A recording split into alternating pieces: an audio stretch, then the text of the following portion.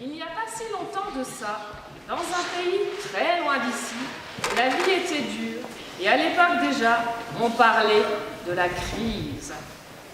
Alors que le pays était ravagé par les guerres, la sécheresse s'abat sur les villages de Babahoron, d'Akorion, de Laudanum et de Petit Bonhomme, infligeant de lourdes pertes à la population. Les champs ne produisaient plus assez. Dans cette misère, seul le roi possède des terres fertiles et donc aussi une abondance de nourriture. Le roi vit sans se soucier du bien-être de ses sujets, jusqu'au jour où... Et voici le roi!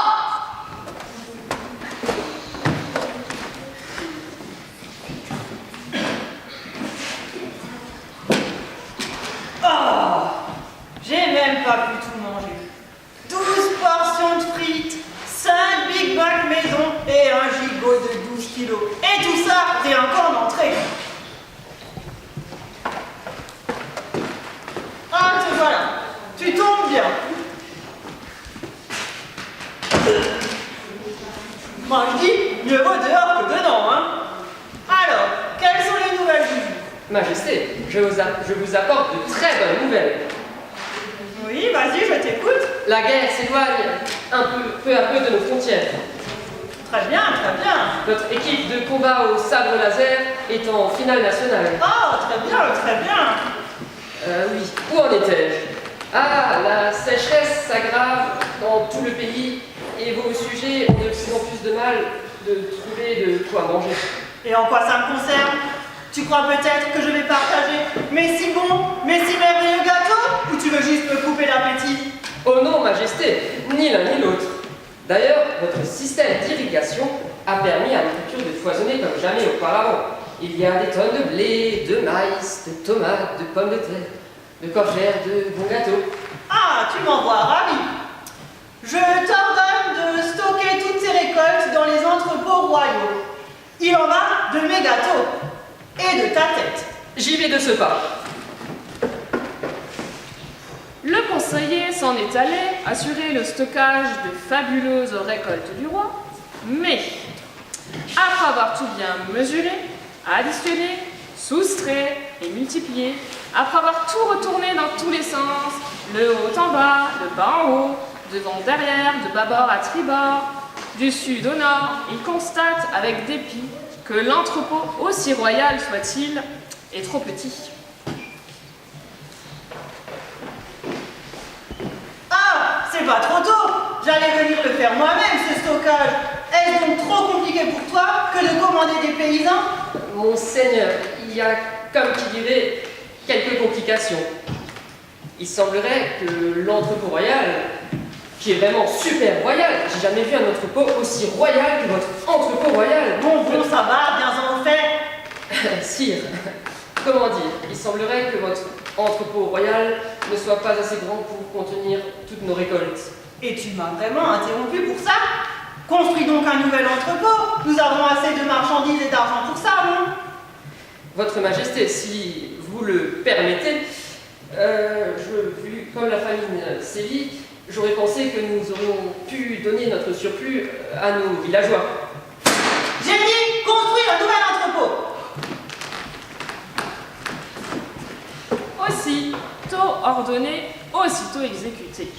Le conseiller s'en va commencer la construction du nouvel entrepôt royal. Pourtant, son idée était bonne. Si le roi partageait un peu de ce qu'il a, plutôt que de tout garder pour lui tout seul, la vie serait bien moins dure pour les villageois.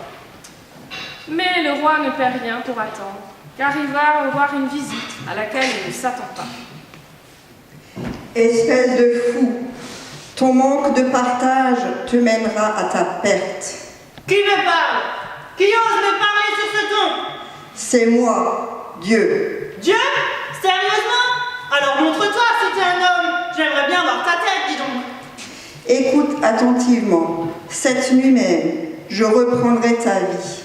Et maintenant, dis-moi, tout ce que tu possèdes, tout ce dont tu es si fier, à qui cela appartiendra-t-il demain, puisque cette nuit, tu seras mort? Facile. À mon fils. Quoique, il est un peu mou. Avec lui, le royaume ne tiendra vraiment pas longtemps. À quelques kilomètres du palais du roi, dans un des villages du royaume, les choses vont de pire en pire. Toujours moins d'eau, toujours moins de nourriture, la vie est de plus en plus dure et les villageois n'en peuvent plus. Heureusement, ils se serrent les coudes et partagent même leur malheur.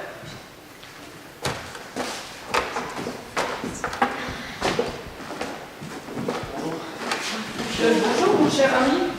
Mais ça fait bien longtemps qu'on s'est pas vu. Oui, ça me fait plaisir de te revoir. Mais moi aussi. Dimanche. Mais venez, restons pas à pas du château. Allons, venez chez moi, je vous partager un verre d'eau. Ah non, mais chef, on n'est pas juste venu pour le plaisir, là, n'oublie pas. Ah bon? Que veux-tu dire par là exactement? Nous sommes venus vous demander votre aide. Notre aide? Mais en quoi pourrions-nous vous aider? Nous avons du mal à survivre à cause du manque de nourriture. Alors nous avons pensé nous installer chez vous. Vous installez chez nous? Attendez, nous aussi on a peu de récolte. Et même que l'eau, elle manque gravement. Ça suffit. Attendez. Nos règles d'hospitalité, on va les appliquer. Même si on n'a plus d'eau, même si on n'a pas à manger, nous accueillons ces personnes. Et on va aussi appliquer celle de la fraternité aussi. Et celle de l'entraide. Vous avez raison, j'ai pas réfléchi. J'en étais sûr. Évidemment qu'on va vous accueillir. Ah merci. Bon, j'en étais sûr. Vous êtes des vrais amis. Mieux, vous êtes des frères. Et des sœurs. Mais quand on n'a pas grand-chose, ça fait plaisir de partager. Ah oui, ça, pour pas avoir grand-chose, on n'a pas grand-chose. La sécheresse est de plus en plus sévère, rien ne pousse et nous manquons cruellement d'eau. Ouais, mais c'est partout pareil. C'est partout pareil, t'es sûr?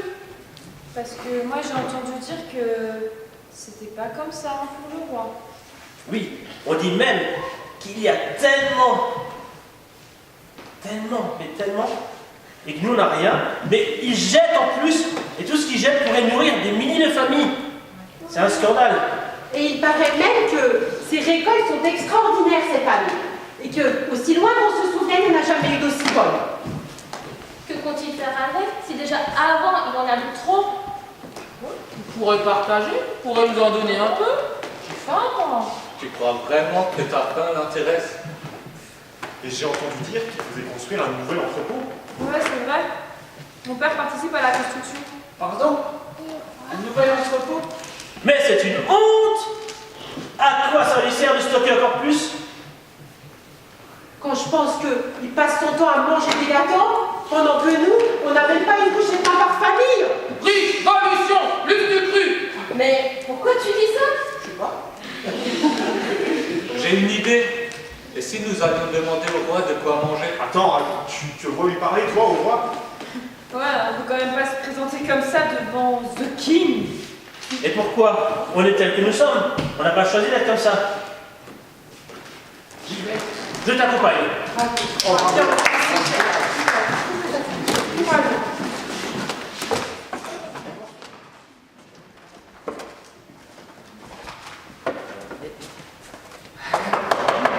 Bonjour, messieurs. Quel bon vent vous amène au palais du roi? Messire, nous souhaiterions parler à votre roi. Nos terres ne produisent plus assez. Nous mourrons de faim. Oui, je sais, et croyez bien que je le regrette. C'est une situation très délicate. Mais pourquoi être venu jusqu'ici? Vous savez tout aussi bien que moi que la situation s'aggrave dans le village. Oui, le roi peut faire quelque chose pour nous. Il ne peut pas nous laisser comme ça. Le roi ne reçoit pas comme ça.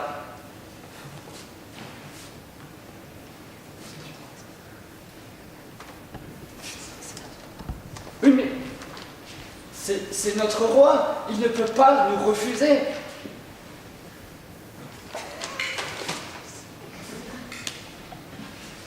Ce sera rapide. Il comprendra notre situation. Il pourra faire quelque chose. Bon, attendez ici un instant. Je vais voir ce que je peux faire pour vous.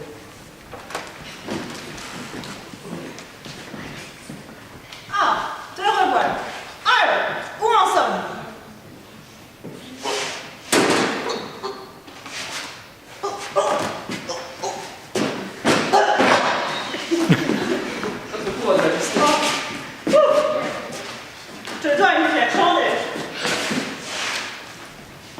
Si votre majesté le permet, j'ai une requête à lui soumettre qui, si elle l'accepte, sera pour moi une récompense bien supérieure à cette dette. Parle, je t'écoute. Si. Qu'as-tu à me demander? Sire, il y a au palais 2 chefs de village venus pour vous soumettre leur situation. Si votre Altesse acceptait de les recevoir et d'écouter ce qu'ils ont à dire, c'est moi qui vous serai éternellement redevable. Soit, s'ils sont effectivement là, fais-les entrer. Et c'est toi qui m'en devras une de fière chandelle. Merci.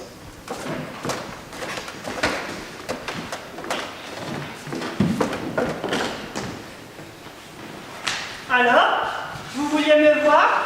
Vous avez 2 minutes. Votre Majesté, merci de bien vouloir nous écouter. Nos terres ne produisent plus assez. Nous avons faim. Nous mourrons de faim. Nous n'avons plus rien à manger. Elles ne produisent pas assez, mais ça veut dire qu'elles produisent encore quelque chose. Mais cela ne permet pas à notre village de survivre. Je ne vous donnerai rien. Ce sont mes champs, ce sont mes ressources et ce sont mes gâteaux. Vous n'avez qu'à naître roi. Mais c'est pas possible, Seigneur. Par l'amour de Dieu, s'il vous plaît. Dieu, je suis le roi. Allez, disparaissez. Vos 2 minutes sont passées. Au revoir, Majesté.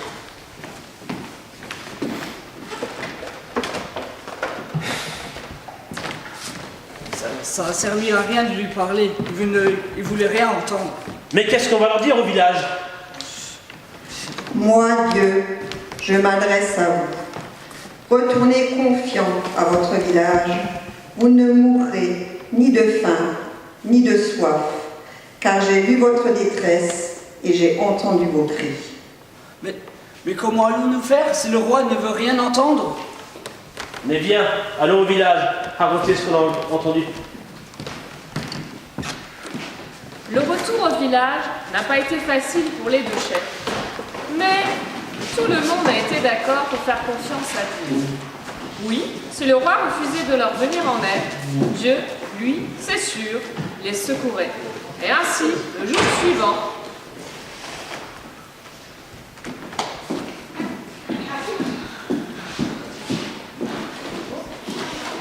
Tenez, c'est pour vous.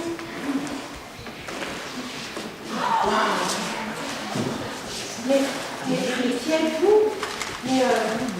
Vous n'êtes pas le prince, le fils du roi? Si, c'est bien moi. Et je vous prie d'excuser le roi, mon père. Je ne suis pas comme lui. Je préfère vous donner cette nourriture plutôt que de la voir moisir dans un entrepôt. Mais qu'en dit le roi? il a vraiment changé d'avis aussi vite. Non, le roi est mort. Et c'est moi qui lui succède. Quoi? Le roi est mort! Vive le roi!